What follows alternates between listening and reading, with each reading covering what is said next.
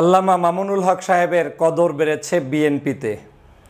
দীর্ঘ প্রায় ১৬ বছর পর্যন্ত আমি বাংলাদেশ জাতীয়তাবাদী দলকে এই একটি কথাই বলতাম যে বাংলাদেশের রাজনীতিতে লম্বা সময়ে যদি রাজনীতি করতে হয় এদেশের সকল ধর্মপ্রাণ মানুষদেরকে মূল্যায়ন করেই আপনাকে আমাকে রাজনীতি করতে হবে।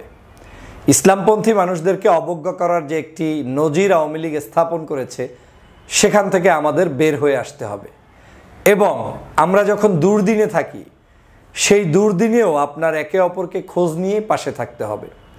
কিন্তু আমি কিছুটা কিঞ্চিত ব্যর্থ হয়েছি। ১৬ বছর বিভিন্ন সময় বলার চেষ্টা করতাম, কিন্তু আমি অনেক ক্ষেত্রে নিগৃহীতের শিকার হতাম। বললে অনেক সময় বলতেন আপনি এত ধর্মপ্রাণ ব্যক্তিদের পক্ষে কেন বলেন, তারা কি করতে পারে, অনেকের ছোটোখাটো জায়গা থেকে অনেক মন্তব্য আসতো। কিন্তু বাস্তবতা হচ্ছে আপনি ক্ষমতায় যেতে চান কিংবা ক্ষমতাকে পাকাপোক্ত করে রাখতে চান, এই বাংলাদেশের এই যে কর্নারগুলো রয়েছে এই কর্নারগুলোকে অবজ্ঞা করে পথ চলা অসম্ভব। শহীদ রাষ্ট্রপতি জিয়াউর রহমানের প্রতিষ্ঠিত বাংলাদেশ জাতীয়তাবাদী দল ধর্মীয় ইসলামী মূল্যবোধে প্রতিষ্ঠিত একটি দল। যারা এই দলটাকে টেনে হিসড়ে আওয়ামী লীগের মতো বানাতে চায় তারা নিশ্চিত এই দলের কল্যাণকামী কোনো ব্যক্তি নয়, বরং দলটাকে ধ্বংস করার জন্য উঠে পড়ে লেগেছে। আমরা এই দলটার যখন দুর্দিন হয় তখন কাউকে পাশে পাই না, শুধু স্বাচ্ছা কিছু মানুষ যারা সত্যি দলকে ধর্মভিত্তিক বিভিন্ন চিন্তা চেতনা রাষ্ট্রের চিন্তার আলোকে ভালোবাসে তারা এই দলকে সমর্থন করে যায়, ভালোবেসে যায়, যেমনটা আমিও একজন। কিন্তু এই দলে অনেক সময় অনেক ভালো মানুষের প্রশংসা করতে গিয়ে কোণঠাসাও হয়েছে। এ কথাগুলো বলতে দ্বিধা নেই, এজন্য রাজনীতিতে শেষ বলতে কোনো কথা নেই। এই বাংলাদেশে আমি সবসময় ঐক্যের রাজনীতির পক্ষে ছিলাম, এখনও আছি।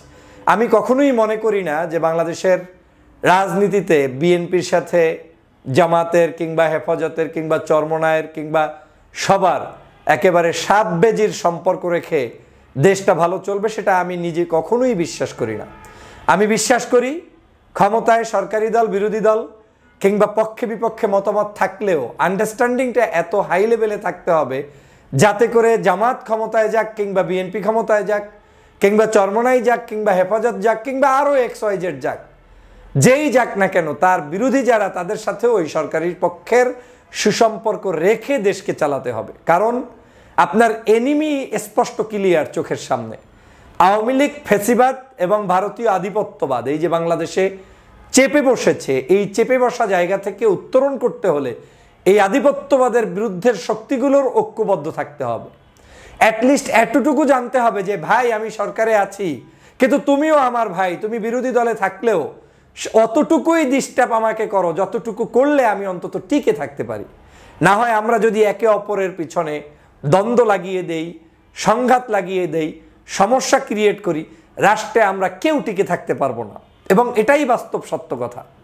আমি বিএনপিকে গত এই শেখ হাসিনার পতনের আগে বিভিন্ন আর্টিকেল লেখায় ভিডিওতে বক্তব্যে বলার চেষ্টা করতাম যে চেপে ধরে হলেও বাংলাদেশের কিছু কিছু রাজনৈতিক দলের নেতাদেরকে সংসদে ডেকে এনে এমপি বানাতে হবে। চরমনার পীর সাহেবকে রাখতে হবে, মামুনুল সাহেবকে রাখতে হবে, জামাত ইসলামের আমির ডাক্তার শফিক সাহেবকে থাকতে হবে, তারেক রহমান সাহেবকে থাকতে হবে।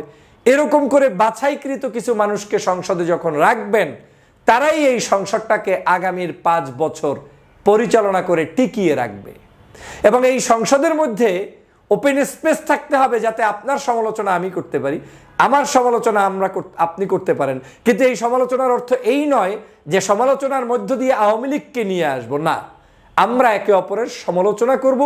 রাষ্ট্র উন্নয়নে জনগণও জানবে যে আমার সমালোচনার উদ্দেশ্য হচ্ছে বিএনপিকে সংশোধন করা, জামাতকে সংশোধন করা, কিংবা জামাতের সমালোচনার উদ্দেশ্য হচ্ছে তিনি যাতে অন্য কোনো লাইনে গিয়ে দেশের বিরুদ্ধে কোনো ধরনের ষড়যন্ত্রে লিপ্ত না হতে পারে, একে অপরের সাথে সম্পর্কে থাকতে পারে।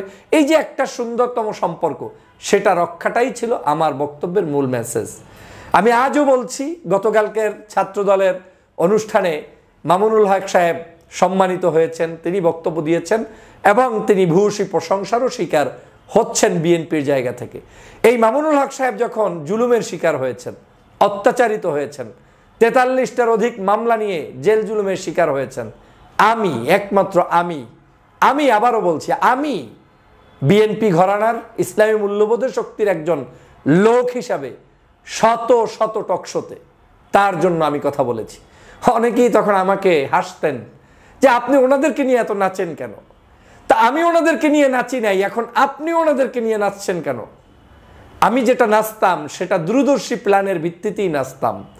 আজও যে জামাতকে নিয়ে নাচি কিংবা চরমনাইকে নিয়ে নাচি কিংবা ডানপন্থী মানুষগুলোকে নিয়ে নাচি, এর পিছনে অন্যতম কারণ হচ্ছে ইউনিটি কনসেপ্ট, যাতে আমরা ঐক্যবদ্ধ থাকতে পারি, যাতে আমরা শতদা বিভক্ত এই বাংলাদেশকে জাতির ক্লান্তি লগ্নে একসাথে বসার মতো পরিস্থিতি তৈরি করতে পারি, যাতে অন্তত এমন কিছু মানুষ তৈরি হোক যারা একে অপরের সাথে বসার লিঙ্ক আপ করে দিতে পারে। আমি সেই কাজটিই করছি। আজকের এভাবে প্রত্যেকটি রাজনৈতিক দলের নেতাদের সাথে আমাদের সুসম্পর্ক রক্ষা করা উচিত এবং রক্ষা করতে হবে। আপনাদের নিশ্চয়ই মনে আছে একসময় চরমনাইয়ের পীর সাহেবের বিরুদ্ধে অনেকে লেগে গিয়েছিল, আমি লাগি নাই। আমি তখন তার প্রশংসা করে বক্তব্য দিয়েছিলাম, তাকে সম্মান জানিয়েছিলাম, আজও জানাচ্ছি, এবং তারাও আমাকে অত্যন্ত স্নেহ করেন, কোনো সন্দেহ নাই। তার ফল কিন্তু দেশ ভোগ করছে। তারা পজিটিভলি আমাদের সাথে ঐক্যবদ্ধভাবে দেশ পরিচালনায় এগিয়ে আসছে।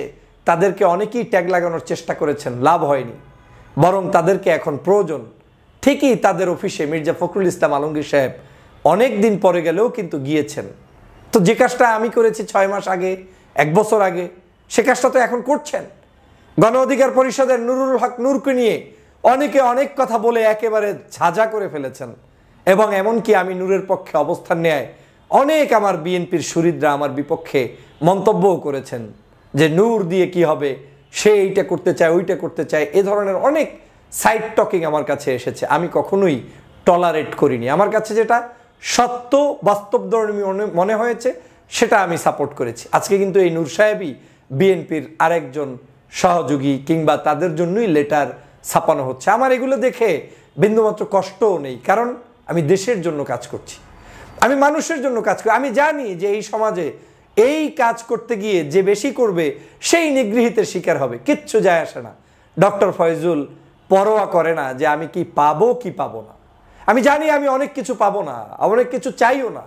আমি যে কমিটমেন্টের উপরে রাজনীতি করছি, যে আদর্শ আমি বিলং করছি, সেটাকে আমি রক্ষা করতে চাই। আমি জামাত ইসলামের আমির ডাক্তার শফিক সাহেবের প্রশংসা করছি দিব্যি, প্রকাশ্যে। আমি আজও বলছি, এই বাংলাদেশে দেখবেন একটা সময় আসবে যখন এই শফিক সাহেব, তারেক রহমান সাহেব একই পাশাপাশি বসবে, গল্প করবে, কথা বলবে, দেশ রক্ষায় একে অপরকে কমিটমেন্ট দিবে যে আসুন আমরা দেশকে এগিয়ে নিয়ে যাওয়ার জন্য সহযোগিতা করি। দোষের কিছু না এটা, এ দেশকে রক্ষা করতে হলে আমাদেরকে ঐক্যবদ্ধ থাকতে হবে, এটা দোষের কিছু না, এটা অন্যায় না। রাজনীতি এটাই। এর মানে এই নয় যে আমাকে একই ব্যালটে নির্বাচন করতে হবে, একই আদর্শের হয়ে যেতে হবে, না। কিন্তু ভিন্ন আদর্শের হলেও আওয়ামী লীগ বিদায়ের পরে যে ক্রাইসিস হয়েছে, সেই অনৈক্যটা আমাদের দূর করতেই হবে। তো সে কারণেই বলছি, গতকালকের মাওলানা এই যে মামুনুল হক সাহেবকে বিএনপি যেভাবে সমস্ত টাইম লাইনগুলোতে এখন তাকে নিয়ে এসেছেন, এই কাজ যদি আমরা দুর্দিনেও করতে পারতাম, তাহলে এখন যেভাবে টানাহেসরা করছি, এই টানাহেসরাগুলোর প্রয়োজন ছিল না। আমরা দুর্দিনে যদি কোনো আলেমের বিপদে জেলে গেলে প্রতিবাদ করে তাদের পক্ষে বিবৃতি, স্টেটমেন্ট, টক শো আলোচনা করতে পারতাম, তাহলে এখন কোনো আলেমকে নিয়ে আমার টানাটানির প্রয়োজন ছিল না। আমরা দুর্দিনে যদি শাহবাগে যাদেরকে হত্যা করা হয়েছে, নির্যাতন করে ফাঁসির কাস্টে ঝুলিয়ে দেওয়া হয়েছে, আমরা যদি তাদের পাশে দাঁড়াতে পারতাম, তাহলে তাদেরকে নিয়ে আমাদের এত কষ্ট করা লাগে না। আসুন সময়ের কাজ সময়ে করি। ওই যে বলে না, সময়ের 1 ফোর অসময়ের 10 ফোর। আজ আমাদের সেই দশা হয়েছে। তারপরেও আমি খুশি এজন্য, আনন্দিত এজন্য যে আমি যা চাচ্ছি তা বাস্তবায়ন হচ্ছে। তবে এটাও মনে রাখতে হবে, এটা যেন শুধুমাত্র নির্বাচনী কৌশল কিংবা আগামী নির্বাচনের আগ পর্যন্তই আমাদের এই মহব্বত বজায় রাখবে, ইফতার মাহফিলগুলোতে ভিড়াভিড়ি হবে, এটা না হয়। এটা হলে পার পাবেন সাময়িক সময়ের জন্য, কিন্তু আবার 5 বছরের মধ্যেই অশান্তি শুরু হয়ে যাবে। এই শান্তির বাংলাদেশ গঠন করতে হলে যে প্র্যাকটিসটা এখন করছেন, একজন আর একজনের ইফতার পার্টিতে যান, একজন আর একজনকে সাহায্য করেন, এই সাহায্য আপনাকে অব্যাহত রাখতে হবে আনটিল এন্ড। যদি সেটা পারেন, লম্বা সময়ের জন্য বাংলাদেশে জাতীয়তাবাদ, ইসলামী মূল্যবোধের শক্তি ভালোভাবে থাকতে পারবে। আর পারবেন না, অশান্তি সবার জন্য, আপনার জন্য, আমার জন্য, তারও জন্য। আশা করি বাংলাদেশের মানুষ আমার এই মেসেজ বুঝতে পেরেছেন। ভালো থাকবেন, সুস্থ থাকবেন। আল্লাহ হাফেজ।